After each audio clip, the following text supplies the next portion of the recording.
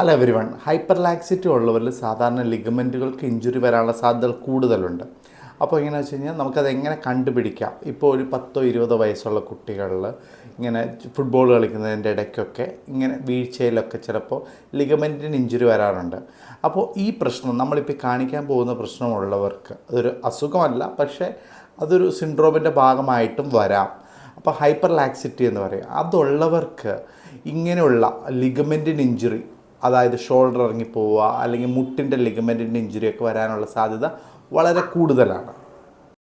കാലുകളൊക്കെ കൂടുതൽ ഫ്ലെക്സിബിൾ ആയിരിക്കും. ഇതുപോലെ കണ്ടോ, എല്ലാവർക്കും ഇങ്ങനെ ചെയ്യാൻ സാധിക്കില്ല, പക്ഷേ ഇങ്ങനെയുള്ളവർക്ക് ഹൈപ്പർ ലാക്സിറ്റി ഉണ്ടെന്നാണ് അതിൻ്റെ അർത്ഥം.